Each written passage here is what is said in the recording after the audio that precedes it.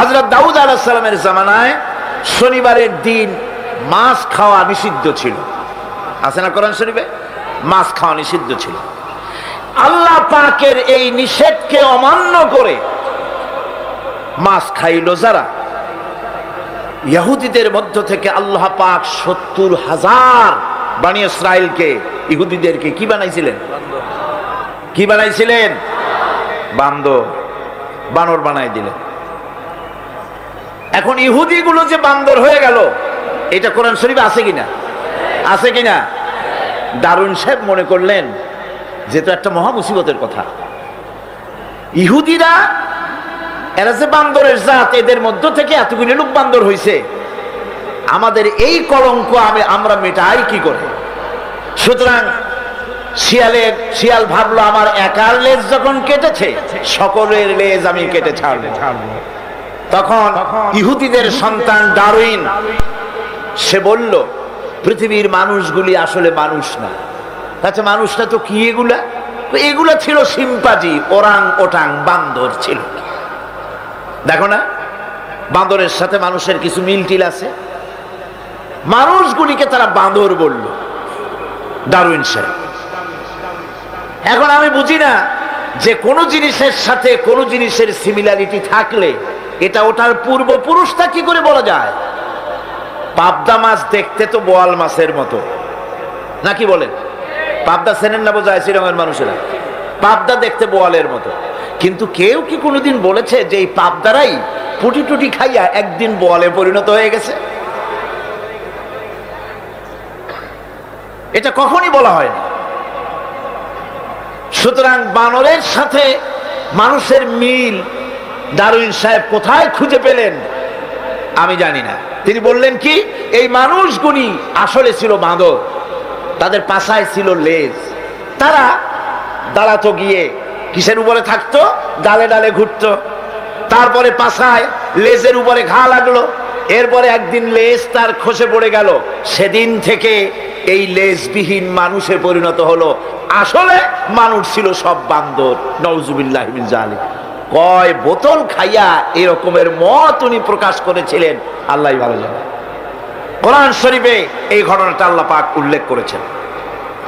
আল্লাহ রাব্বুল আলামিন বলেন, ওয়ালাকাদ আলিমতুমুল লাযীনা আ'তাদাউ মিনকুম ফিস সাবতি ফাকুলনা লাহুম কুনু কিরাদাতান খাসিইন।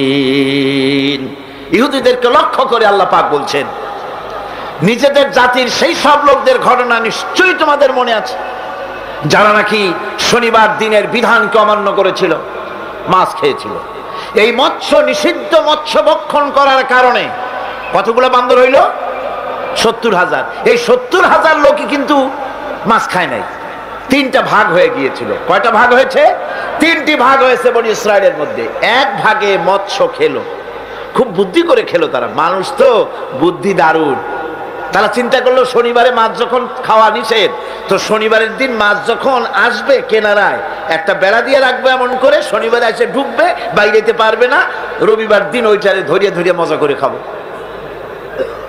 নিষিদ্ধ মৎস্য ভক্ষণ করলো, এই হলো এক শ্রেণী। 2 নম্বরে মাছ খায়ও নাই, নিষেধও করে নাই কাউকে।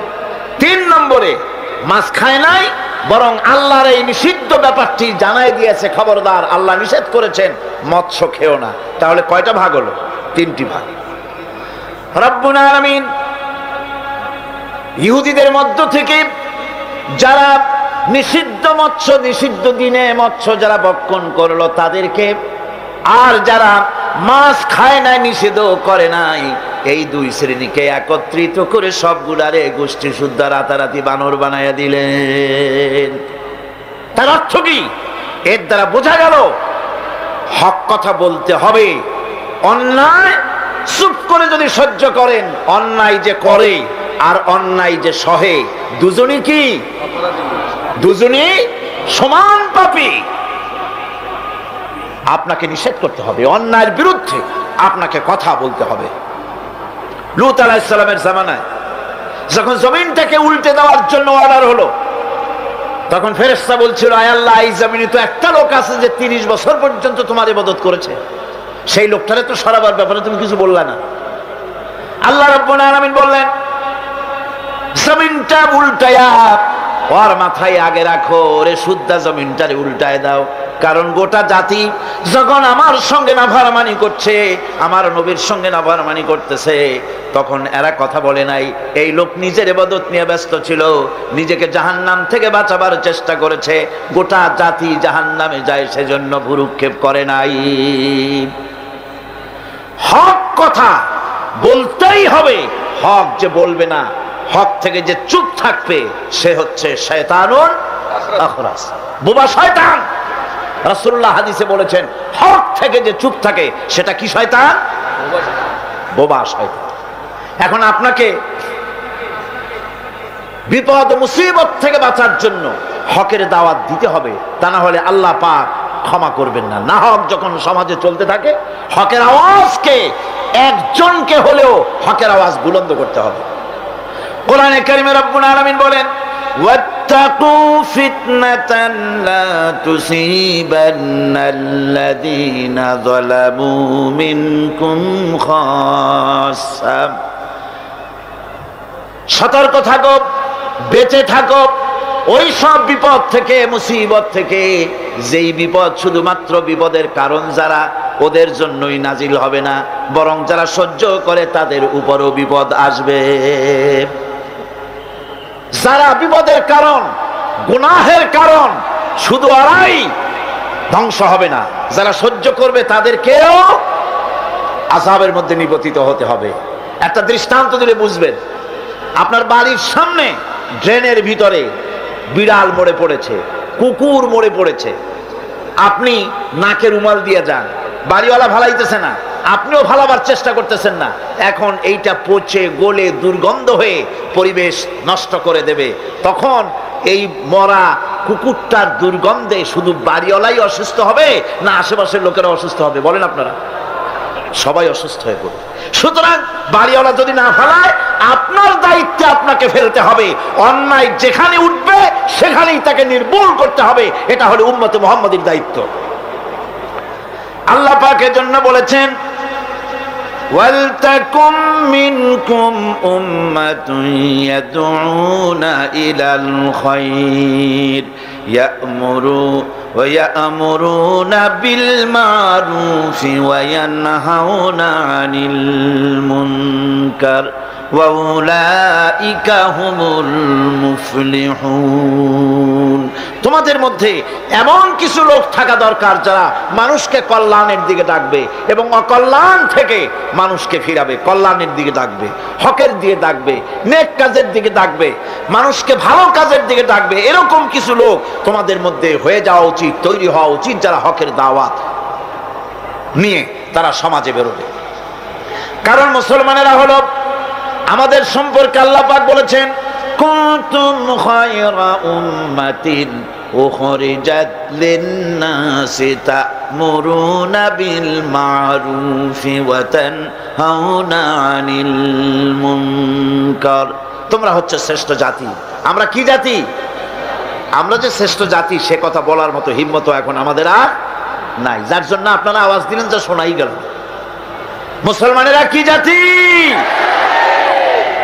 খায়রে উমাম, ইমামে আকওয়াম। পৃথিবীর ভিতরে সমস্ত জাতি সমূহের ভেতরে শ্রেষ্ঠ জাতি কারা? আরো জোরে বলুন। একথা কে বলেছেন? আল্লাহ পাক বলেছেন, তোমরা শ্রেষ্ঠ জাতি। তোমাদের দায়িত্ব হচ্ছে তা'মুরুনা বিল মা'রুফ ওয়া তানহাউনা আনিল মুনকার। তোমাদের দায়িত্ব হচ্ছে ভালো কাজের আদেশ করবে, অন্যায় কাজ থেকে মানুষদেরকে ফিরাবে। এটা হচ্ছে তোমাদের দায়িত্ব। এই দায়িত্ব যদি আমরা পালন করতাম, তাহলে আমাদের সমাজের ভেতরে এই অন্যায় অসত্য টিকে থাকতে পারত না। আমরা মানুষকে ভালো কাজের আদেশ দেই না। ভালো কাজের আদেশ দিতে হলে ক্ষমতায় থাকতে হয়। আদেশ আর অনুরোধ, এই দুটো কি এক জিনিস? আদেশ আর অনুরোধ দুটো কি এক জিনিস? আদেশ দিতে গেলে আদেশের জায়গায় পৌঁছাতে হয়। আদেশের জায়গায় না গিয়ে কাউকে হুকুম দেওয়া যায় না। অনুরোধ জানাতে হয়, গভর্নমেন্টের কাছে বিনীতভাবে অনুরোধ জানাই, সিনেমার অশ্লীলতার জ্বালায় টিকতে পারি না। রমজান মুবারক এসেছে,